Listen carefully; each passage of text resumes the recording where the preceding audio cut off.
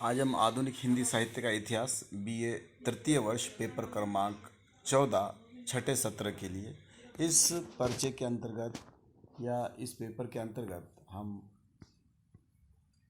आज दलित कविता का सामान्य परिचय या विशेषताएं, जो कि डॉक्टर कुलवंत सिंह का लेख है, काफ़ी चर्चित लेख है। डॉक्टर कुलवंत सिंह जी ने दलित कविता के विशेषताओं पर या उसके सामान्य परिचय पर प्रकाश डालने का प्रयास किया है अपने लेख के माध्यम से। प्रथमतः प्रस्तावना देखेंगे। प्राचीन काल से ही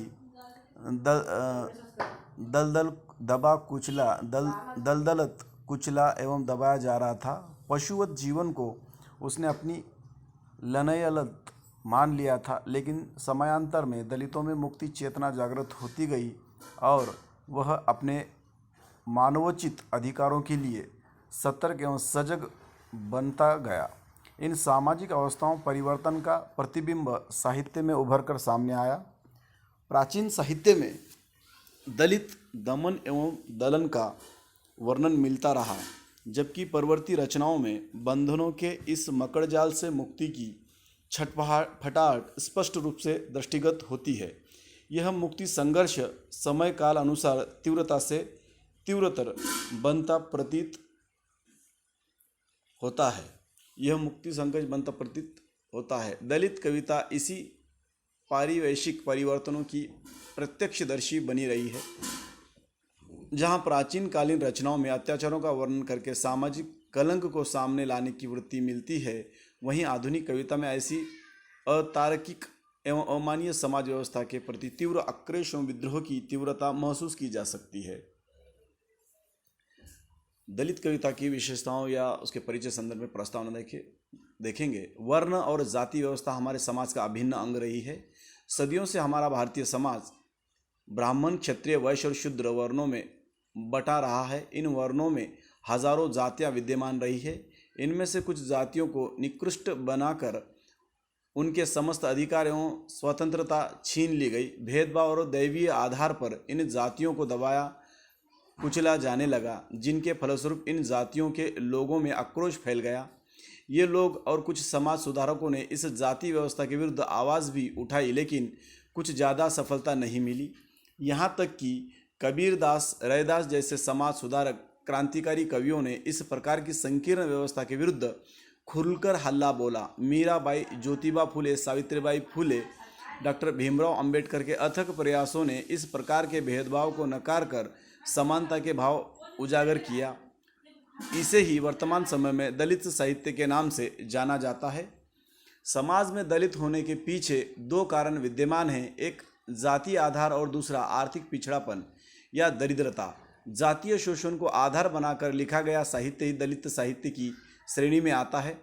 पूर्व में दलितों को चांडाल, हीन, अवर्ण, अत्युंज, अछूत, अस्पृश्य, परिहाय, पंचम आदि के नाम से संबोधित किया जाता था। दलितों को उनकी जाति जैसे चमार, धोबी, खाटिक, पासी आदि के नाम से बुलाया जाता था। ये जाति सूचक शब्द अपमान का प्रतीक बन गए थे। इन सभी अस्मिताओं की हम दलितों की विकृत पहचान कर सकते थे, क्योंकि इनको सवर्ण समाज द्वारा दलितों पर थोपा गया है, जिसे हिंदू धार्मिक पुस्तकों ने मान्यता प्रदान कर पुख्ता कर दिया है। समकालीन हिंदी काव्य में दलित साहित्य की अभिव्यक्ति अच्युतानंद की कविता से आरंभ होती है, जिन्होंने रूढ़ियों, अंधविश्वासों तथा सड़ी गली परंपराओं ने दलितों को और भी दलित बना दिया। अब नहीं वह जमाना, जुल्म हरिहर मत सहो, तोड़ दो जंजीर, जकड़े मत गुलामी में रहो। तोड़ दे जंजीरें, जकड़े मत गुलामी रहो। हीरा डोम ने तो अपनी कविता अछूत की शिकायत में तो भगवान को उल्हाना दे दिया है कि आपने प्रहलाद, गजराज, विभीषण, द्रौपदी की रक्षा में तत्परता दिखाते हैं।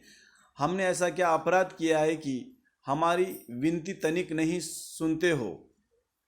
हमने के राती दिन दुख वा भोगत बानी, हमने के साहेब से मिली सुनाई भी।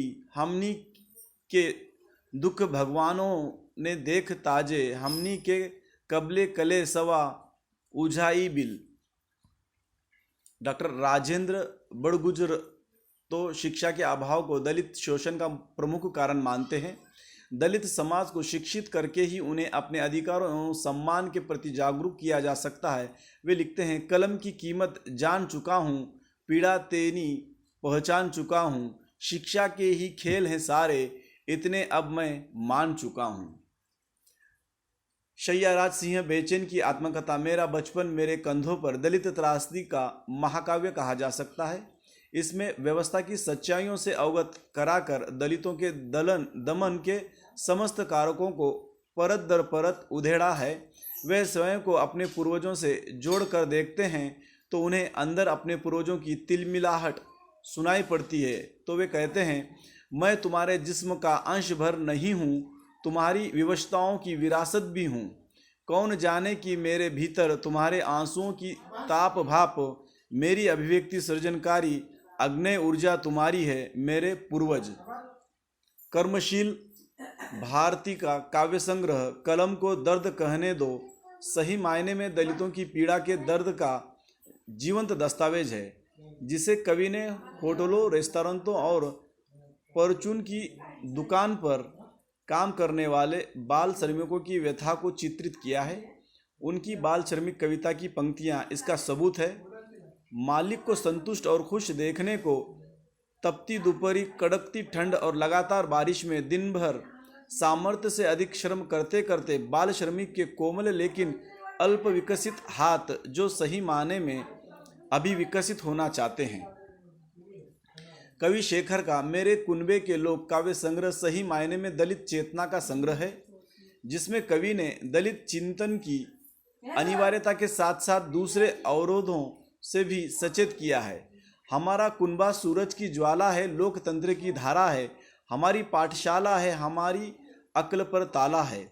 सूरजपाल चौहान जाने माने दलित कथाकार हैं। उनका काव्य संग्रह क्यों विश्वास करूं अम्बेडकरवादी दलित चेतना को समर्पित है। उनकी वाणी में मानो दलित चिंतन प्रतिकार की भावना से भर उठा हो। फिर मैं तुम्हारे रचे बसे शब्दों के सीने पर चढ़कर डंका बजाऊंगा। विजयश्री का क्योंकि अब मैं गूंगा नहीं हूं। कवि चौहान ने व्यवस्था के प्रति आक्रोश प्रकट करते हुए कहा है कि आज़ादी के 50 वर्ष बीत जाने के बाद दलितों की स्थिति ज्यों की त्यों बनी हुई है। मेरा गांव के शीर्षक कविता में चौहान जी ने वर्तमान समय में दलितों की यथार्थ स्थिति को उजागर किया है। उनका खेत उन्हीं के बैल और उन्हीं का ट्यूबवेल, मेरे हिस्से मेहनत आई उनके हिस्से आराम, मेरा गांव कैसा गांव। कर्मशील भारती जाति, वर्ग, धर्म, संप्रदाय और क्षेत्रवाद से ऊपर उठकर भारतीयता के समर्थक है। उन्होंने दलितों के प्रति हो रहे भेदभाव, घृणा, असमानता को समाप्त करके अथक प्रयास किए। वे सच्चे मानवतावादी हैं। उन्होंने माना है कि वर्ग और जाति के दंश ने करोड़ों लोगों के जीवन को रौनक बना दिया है, इसलिए वे मानवता की स्थापना पर बल देते हैं।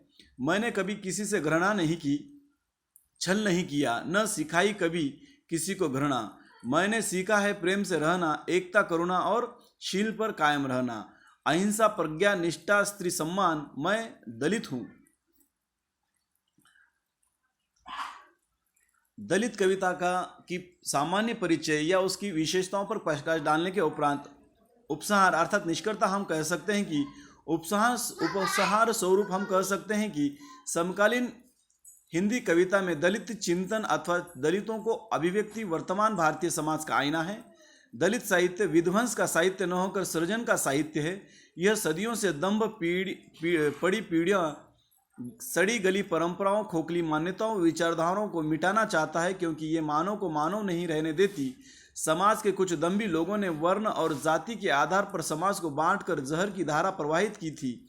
वो धारा आज अथाह समुद्र को रूप धारण कर चुकी है। समकालीन कवियों ने, विशेषतः दलित कवियों ने, अपनी पीड़ा को, दर्द को कविता के माध्यम से व्यक्त करके अपनी उद्वेलित भावनाओं को शांत किया है तथा दलितों को समाज में सम्मान जीवन जीने के लिए प्रेरित भी किया है।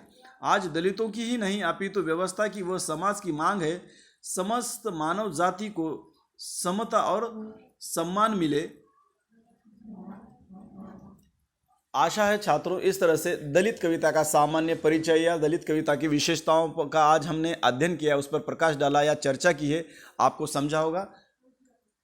उसके संदर्भ हमने अंत में दिए हैं, संदर्भ सूची, वो भी देखें।